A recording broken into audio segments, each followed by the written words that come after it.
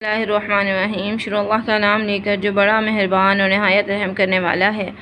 اے لوگو جو ایمان لائے ہو، شیطان کے نقش قدم کی پیروی نہ کرو۔ جو کوئی شیطان کے نقش قدم پر چلے گا تو وہ اسے فحش اور بدی کا ہی حکم دے گا، اور اگر اللہ کا فضل اور اس کا رحم و کرم تم پر نہ ہوتا تو تم میں سے کوئی شخص کبھی پاک نہ ہوتا، مگر اللہ ہی جسے چاہتا ہے پاک کر دیتا ہے، اور اللہ سننے والا اور جاننے والا ہے۔ تم میں سے جو لوگ فضل اور مقدرت والے ہیں وہ اس بات کی قسم نہ کھا بیٹھیں کہ وہ کچھ نہ دیں گے اپنے رشتہ داروں اور مساکین اور اللہ کی راہ میں ہجرت کرنے والوں کو۔ انہیں معاف کر دینا چاہیے اور درگزر کرنا چاہیے۔ کیا تم نہیں چاہتے کہ اللہ تمہیں معاف کرے؟ اور اللہ غفور الرحیم ہے۔ لوگ پاک دامن بے خبر اور مومن عورتوں پر تہمت لگاتے ہیں، ان پر دنیا اور آخرت میں لعنت کی گئی ہے اور ان کے لیے بڑا عذاب ہے۔ جس دن ان کی اپنی زبانیں اور ان کے اپنے ہاتھ پاؤں ان کے ان کرتوتوں کی گواہی دیں گے جو وہ کرتے رہے تھے، اس دن اللہ ان کو حقیقی اور بھرپور بدلہ دے گا، اور وہ جان لیں گے کہ اللہ ہی حق ہے اور حقیقت کو واضح کر دینے والا ہے۔ خبیث عورتیں خبیث مردوں کے لیے ہیں اور خبیث مرد خبیث عورتوں کے لیے۔ پاکیزہ عورتیں پاکیزہ مردوں کے لیے ہیں اور پاکیزہ مرد پاکیزہ عورتوں کے لیے۔ یہ ان باتوں سے پاک ہیں جو لوگ کہتے ہیں اللہ، اور ان کے لیے مغفرت اور اچھا رزق ہے۔ اے لوگو جو ایمان لائے ہو، اپنے گھروں کے سوا دوسرے گھروں میں داخل نہ ہوا کرو یہاں تک کہ گھر والوں کو مانوس کر لو اور ان پر سلام بھیج دو، اور یہ طریقہ تمہارے لیے بہتر ہے، شاید کہ تم سبق حاصل کرو۔ پھر اگر تم ان میں سے کسی کو نہ پاؤ تو داخل نہ ہو یہاں تک کہ تم کو اجازت دے دی جائے، اور اگر تم سے کہا جائے کہ واپس چلے جاؤ تو واپس ہو جاؤ۔ یہ تمہارے لیے زیادہ پاکیزہ طریقہ ہے۔ جو کچھ تم کرتے ہو اللہ اسے خوب جانتا ہے۔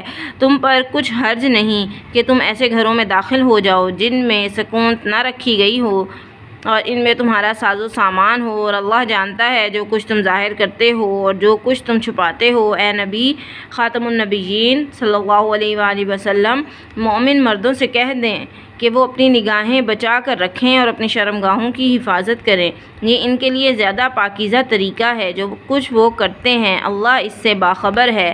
اور اے نبی خاتم النبیین صلی اللہ علیہ وآلہ وسلم، مومن عورتوں سے کہہ دیں کہ اپنی نظریں بچا کر رکھیں اور اپنی شرمگاہوں کی حفاظت کریں اور اپنا بناؤ سنگھار ظاہر نہ کریں سوائے اس کے جو خود بخود ظاہر ہو جائے، اور وہ اپنے سینوں پر اپنی اوڑھنیاں ڈالے رہیں اور اپنا بناؤ سنگھار ظاہر نہ کریں مگر شوہروں کے لیے یا اپنے باپ یا شوہروں کے باپ کے لیے یا اپنے بیٹوں یا شوہروں کے بیٹوں کے لیے یا اپنے بھائی یا بھائیوں کے بیٹوں یا بہنوں کے بیٹوں کے لیے یا اپنی میل جول کی عورتوں کے لیے یا اپنے مملوک یا ان خادم مردوں کے لیے جو کوئی غرض رکھنے والے نہ ہوں، یا ان بچوں کے لیے جو عورتوں کی پوشیدہ باتوں سے ابھی واقف نہ ہوئے ہوں، اور وہ چلتے ہوئے اپنے پاؤں زمین پر اس لیے نہ ماریں تاکہ وہ زینت جسے وہ چھپائے ہوئے ہیں معلوم ہو جائے۔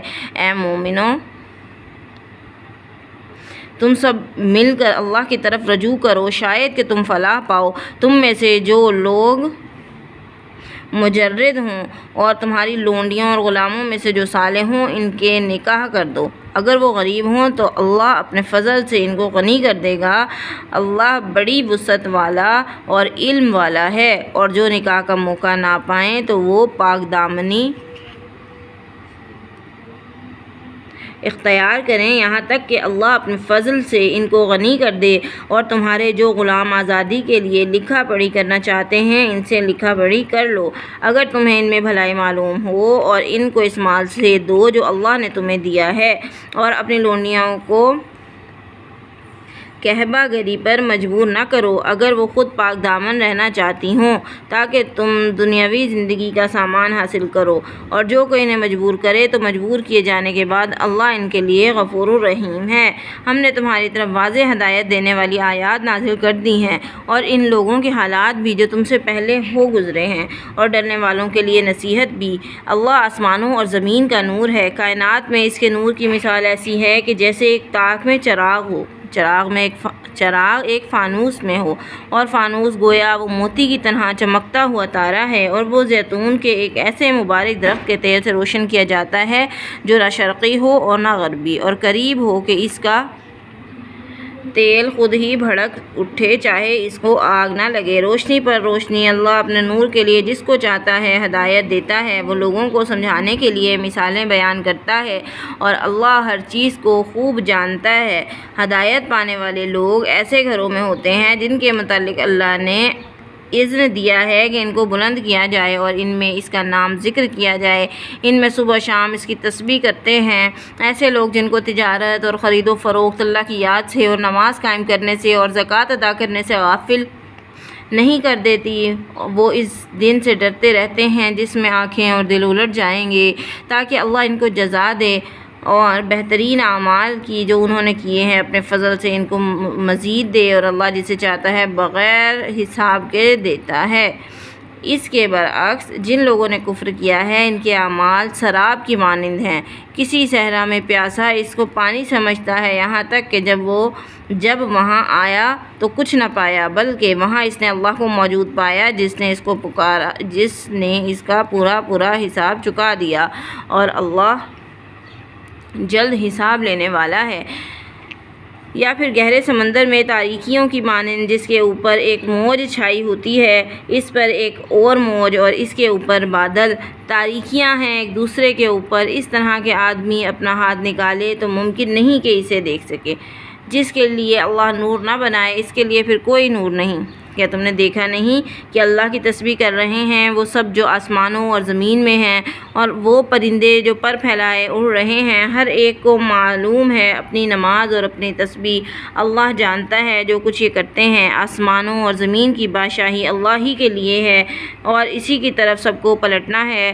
کیا تم نے دیکھا نہیں، اللہ بادل کو آہستہ آہستہ چلاتا ہے، پھر اس کے ٹکڑوں کو باہم جوڑتا ہے، پھر اسے ایک گہرا بادل بنا دیتا ہے، پھر تم دیکھتے ہو کہ اس کے درمیان سے بارش نکلتی چلی آتی ہے، اور وہ آسمان سے ان پہاڑوں کی وجہ سے ہے جو اس میں ہیں، اولے نازل کرتا ہے، پھر جسے چاہتا ہے ان سے نقصان پہنچاتا ہے اور جسے چاہتا ہے ان سے بچا لیتا ہے۔ عین ممکن ہے کہ اس کی بجلی کی چمک نگاہوں کو ختم کر دے۔ اللہ ہی رات اور دن کو بدلتا رہتا ہے۔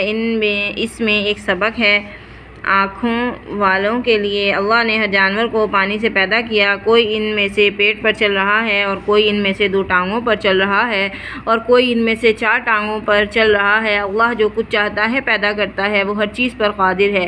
ہم نے وضاحت کر دینے والی آیات نازل کر دی ہیں۔ آگے اللہ جسے چاہتا ہے سیدھے راستے کی طرف ہدایت دے دیتا ہے۔ یہ لوگ کہتے ہیں کہ ہم ایمان لائے اللہ اور رسول صلی اللہ علیہ وآلہ وسلم پر، اور ہم نے اطاعت قبول کی، پھر اس کے بعد ان میں سے ایک گروہ اطاعت سے منہ موڑ جاتا ہے۔ ایسے لوگ ہرگز مومن نہیں۔